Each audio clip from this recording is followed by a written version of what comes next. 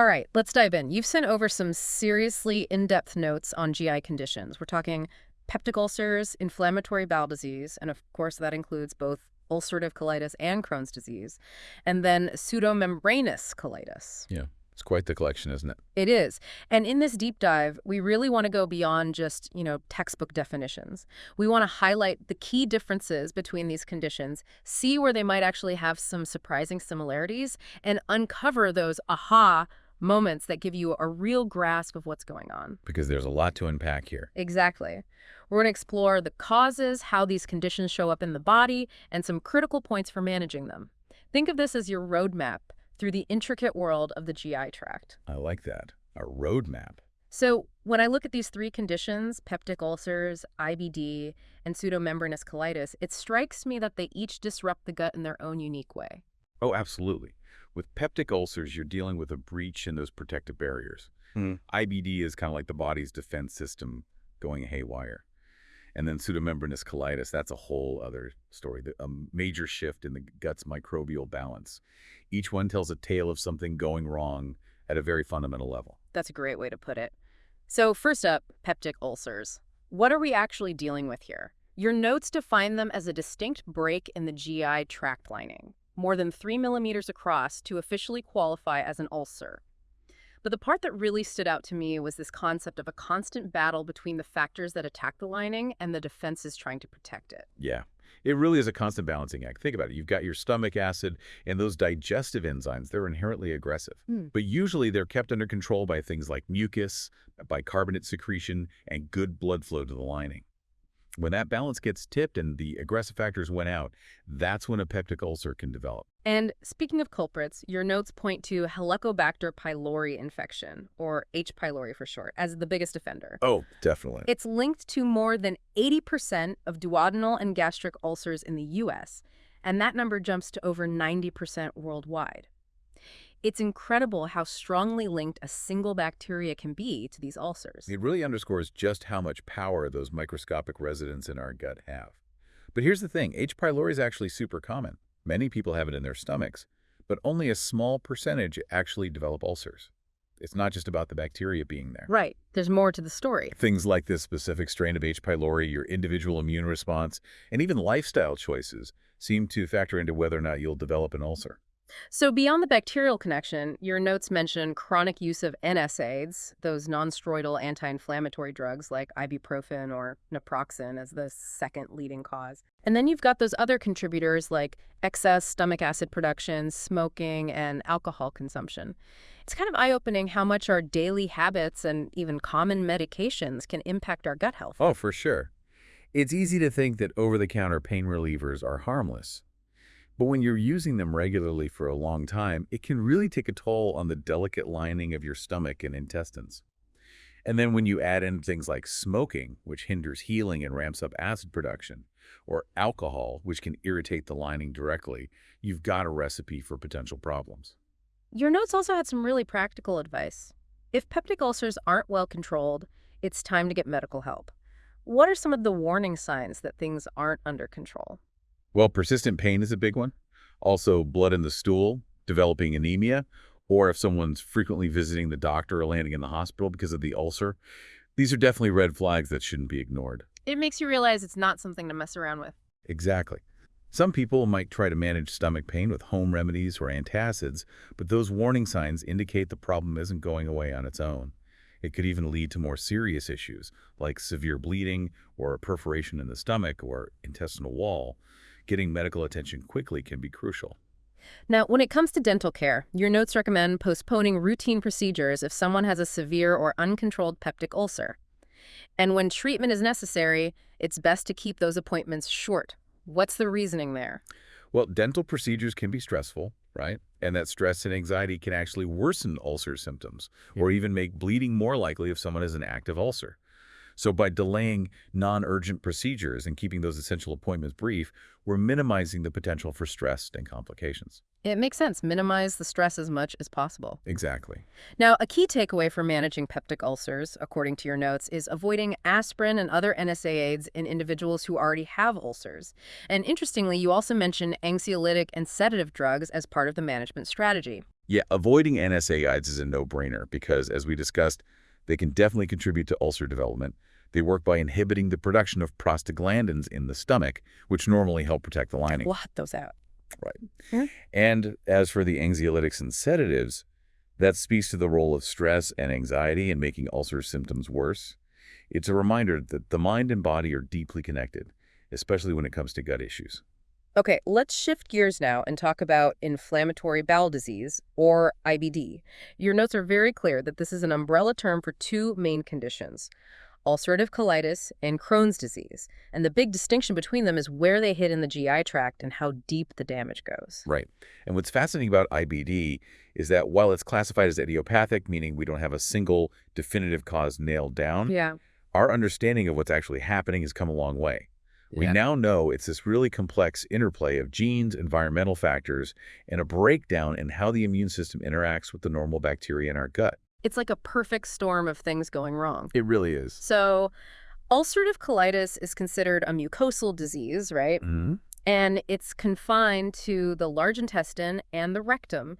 So it's mainly affecting that inner lining. That's it. Think of it like a persistent inflammation that usually begins in the rectum and then works its way up through the colon. The key is that it stays mostly in that innermost layer, the mucosa. It doesn't usually burrow deeper into the bowel wall like Crohn's disease can.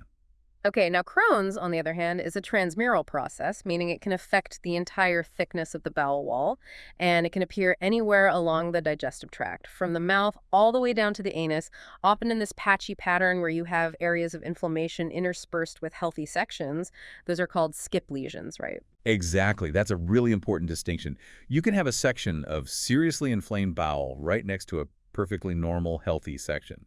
And because Crohn's goes deep, affecting all those layers, it can lead to a whole range of complications, like strictures, which are narrowings of the bowel, or fistulas, which are abnormal connections that can form between parts of the intestine or even between the intestine and other organs. It sounds much more aggressive. It can be. And it's so interesting that both ulcerative colitis and Crohn's are tied to a dysfunctional immune response to the normal, good bacteria living in our gut, those commensal bacteria. This triggers specific immune cells, the Th17 cells, and an antibody response. It really highlights how intricate the relationship is between our immune system and those trillions of microbes living in our gut. It's a delicate balance, and when it goes wrong, the consequences can be significant. What's really happening in IBD isn't a typical infection where an outside invader attacks. It's more like the body's own defense system, which is supposed to be protecting us, misinterprets these normal, helpful bacteria as a threat. It attacks itself. In a way, yes, and then it launches this chronic inflammatory attack. It's remarkable that this same basic immune system malfunction can show up in such different ways, impacting different parts and different layers of the GI tract in ulcerative colitis and Crohn's. Like it can't make up its mind. Sort of. So similar to what we discussed with peptic ulcers, your notes recommend getting a medical consult if IBD isn't well managed. And the red flags here are persistent pain, blood in the stool, unexplained weight loss, and fever. Mm-hmm. And again, routine dental work should be postponed if someone is experiencing a severe flare-up. Definitely. Those are strong indicators that the inflammation in IBD is not being controlled effectively and that there could be complications brewing. And the recommendation to hold off on routine dental procedures during severe flare-ups just emphasizes how widespread the effects of this inflammation can be. There's also that concern that stress can make symptoms worse. Okay, and it looks like some of the management strategies for IBD overlap with those for peptic ulcers, shorter dental appointments, and avoiding NSAIDs. You also mention anxiolytic and sedative drugs here as well. Absolutely. Avoiding NSAIDs is a common thread in managing these GI conditions. Mm. They have the potential to worsen inflammation and harm that delicate gut lining. And using anxiolytics and sedatives is likely aimed at helping to manage the stress and anxiety that often comes with chronic inflammatory conditions like IBD. Stress management is always important. Always. Now, your notes go on to list some of the common signs and symptoms of IBD in general: recurring bouts of diarrhea, rectal bleeding, fatigue, unintended weight loss, and fever. These are the systemic effects of that chronic inflammation in the gut. The body is always working overtime to fight this perceived threat, which can lead to these broader symptoms that go beyond just digestive issues. It takes a toll. It does. For Crohn's disease specifically, you highlight recurrent or persistent diarrhea, often without any visible blood and problems with absorbing water and electrolytes. But what really caught my eye was the mention of oral ulcers. These can show up as linear ulcers with thickened edges or as these cobblestone-like growths, often inside the cheeks and on the soft palate. That link between what's happening in the mouth and the intestines is really fascinating. It's a really key clinical observation and can actually be a big clue in diagnosing Crohn's. It's a visual reminder that the inflammation isn't always limited to the lower digestive tract and can pop up in seemingly unconnected parts of the body. What are your thoughts on why that oral connection might be so important? It's a good reminder that everything in the body is connected. Someone might go to the dentist thinking they just have a canker sore, but it could be a sign of something much bigger happening in their gut. That's exactly right. You can't just look at one part of the body in isolation. Agreed. Now let's move on to our final topic, pseudomembranous colitis. Your notes describe it as a potentially severe, even life-threatening type of colitis that results from an overgrowth of Clostridioides difficile, or C. difficile, in the large colon. Yeah, and that potential severity is really important to understand. Even though the name includes colitis, just like ulcerative colitis, the root cause and how quickly it can become serious are different. It's not a chronic inflammatory condition in the same way. It's often more of an acute infection. And the big question is, why does this overgrowth of C. difficile happen? Your notes explain that it's mainly due to a disruption of the normal balance of beneficial bacteria in the gut, particularly those good anaerobic bacteria. And the most common trigger for this disruption is the use of broad-spectrum antibiotics. But it's interesting to note that it can also be caused by things like heavy metal poisoning, sepsis, and organ failure. It's a reminder that a lot of things can throw the gut's microbiome off balance. It is. This really highlights just how important the gut microbiome is. That massive, complex community of bacteria normally keeps opportunistic pathogens, like C. difficile, in check. When broad-spectrum antibiotics wipe out a big chunk of those good bacteria, it creates an opening for C. difficile to take over and multiply. Like it's filling a void. Exactly. And the fact that non-antibiotic stressors, like sepsis, can also trigger this shows just how sensitive that gut environment is to any kind of stress or imbalance in the body. So your notes go on to say that C. difficile itself produces potent toxins called enterotoxins, and these are what directly cause the inflammation in the colon and the diarrhea. And those toxins are the main drivers of the damage we see in pseudomembranous colitis. They attack the lining of the colon directly, leading to inflammation and the formation of that characteristic pseudomembrane, a yellowish-white layer of inflammatory cells and debris that sticks to the inside of the colon. That's where the condition gets its name from. So the management strategy focuses on a two-pronged approach. First, if at all possible, stopping the antibiotic that started the problem in the first place, and second, using a different antibiotic to specifically target and eliminate the C. difficile. That's the standard of care. Yeah. Taking someone off the initial antibiotic removes what allowed the C. difficile to thrive in the first place, and then using a targeted antibiotic like metronidazole or vancomycin aims to directly get rid of the C. difficile and stop it from producing those harmful toxins. And your notes mention that for mild cases, simply discontinuing the first antibiotic might be enough. But for moderate cases, oral metronidazole, also known as Flagyl, is often the go-to treatment. Right. And in severe cases, or when metronidazole isn't effective, vancomycin is recommended.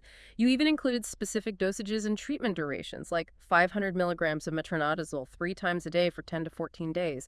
It really emphasizes the importance of precise treatment. It does. Those specific protocols are there because you need to tailor the approach to how severe the infection is. And that progression from just stopping an antibiotic to using those targeted anti-C. difficile drugs really underscores how quickly this condition can worsen if it's not treated correctly. So when it comes to the signs and symptoms of pseudomembranous colitis, your notes list attacks of diarrhea, rectal bleeding in severe cases, abdominal pain and cramping, and even the potential for severe dehydration in really serious situations. Yeah.